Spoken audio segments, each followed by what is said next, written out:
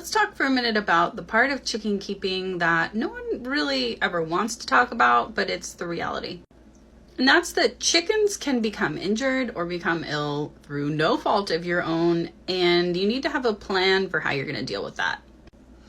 I often see people in the TikTok space recommending that bird keepers, chicken keepers, take their chickens to the vet when they're sick or injured.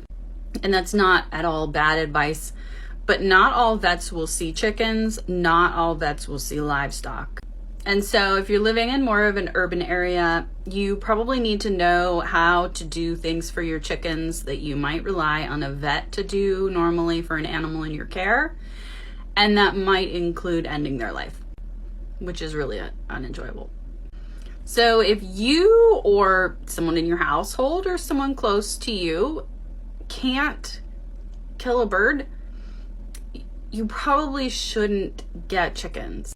And I really don't want to discourage anyone from ever getting backyard chickens, because it's a great thing to do for enjoyment, for eggs, for providing a better life for an animal who provides the eggs that you eat than the life that many chickens that provide eggs that are sold in the grocery stores get.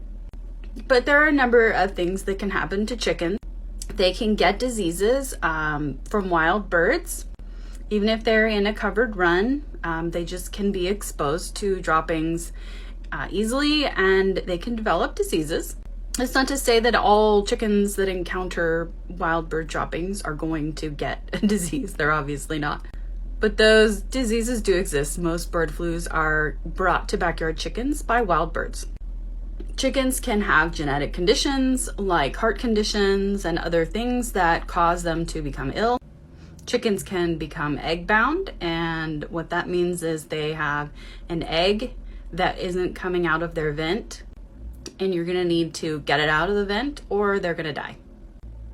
Chickens can develop conditions like vent gleat, which is a yeast infection. They can develop something called bumblefoot, which is a staph infection on their foot. They can develop respiratory problems. They can develop sour crop. And sometimes these things happen even with the best of care. So having a good chicken first aid kit is helpful, and having a plan for what you're going to do if your efforts are not successful is also a good idea. If you're lucky enough to have a vet in the area that does see livestock and does see chickens, that's great. But these things can also happen outside of their operating hours, so you still need to have a plan.